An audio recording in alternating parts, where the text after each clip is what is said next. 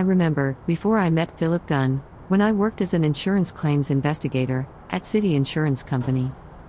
We'd received a claim from a property owner whose estate had been severely damaged by fire.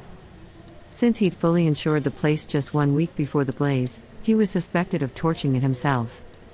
My job was to inspect the possible crime scene and look for evidence that could prove him guilty or clear him. The address was close by, so I decided to walk.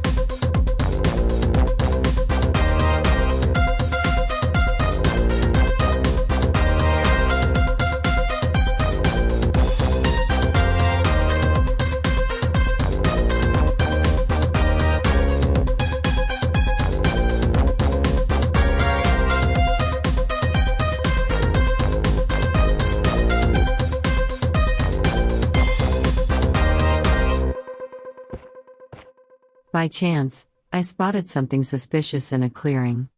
A petrol can, tossed among some rubbish. Judging by the smell, it had been used recently. So I decided to bring it to City Insurance Company, to have the lab examine it for fingerprints, or DNA.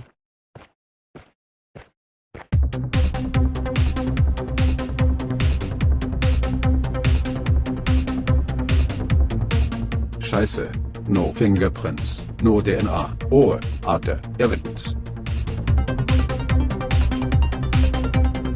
Acting on a whim, I called the property owner and tricked him into believing we'd received an anonymous tip about a petrol can in a clearing. I told him it could prove the fire was arson and lead us straight to the culprit. If he was guilty, he wouldn't be able to resist trying to remove the evidence. And if he acted, I'd be there to catch him.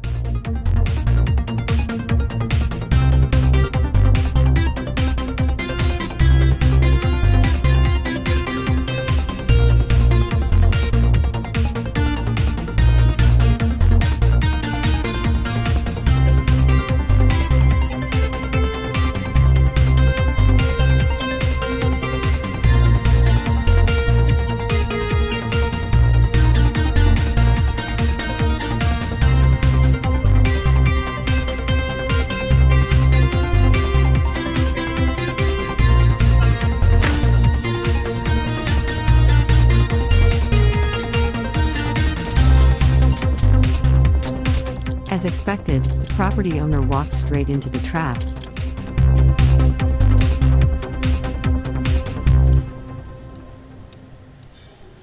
A new case.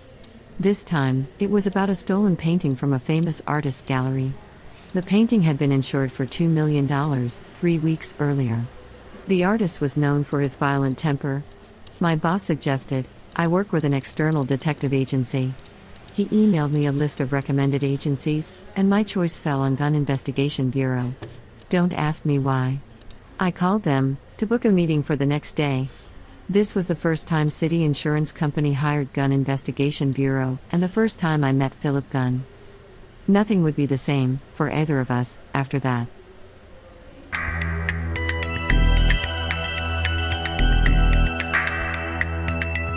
"5 years ago, I ran the investigation bureau, together with my twin brother. He handled the office work, while I was out in the field. This time, it involved investigating a stolen painting from a famous artist's gallery. It was our first collaboration with City Insurance Company, and the first time I met their claims investigator, Lin Henri.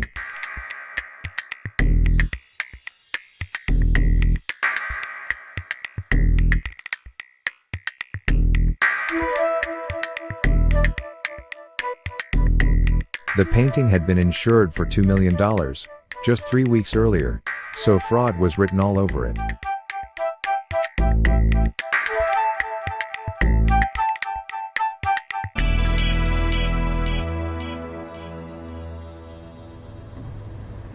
Lin and I went to a scheduled meeting with the artist at his gallery.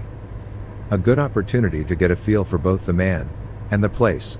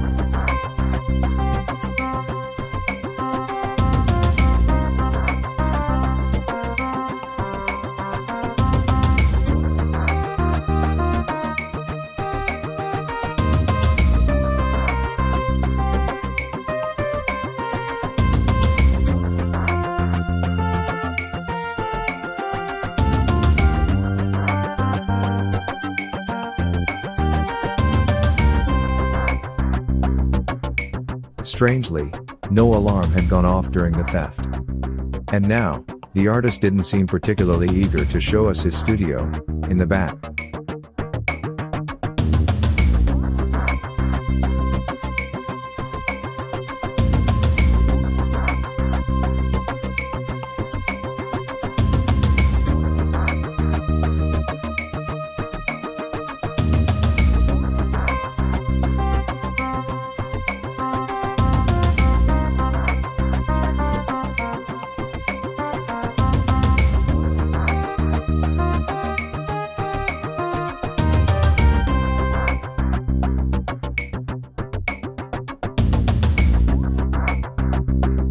The artist's behavior shifted fast, from charming gallerist to furious painter.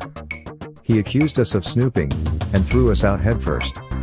Sure, we were snooping, but that's part of the job. Now we knew he was hiding something. To get back into the studio, Lin and I set a trap.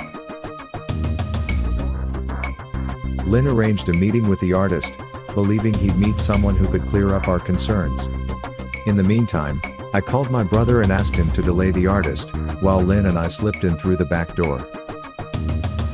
I didn't mention that the artist had a temperament, like a hornet's nest.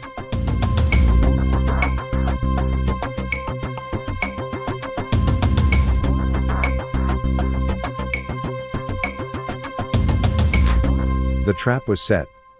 Time to take action.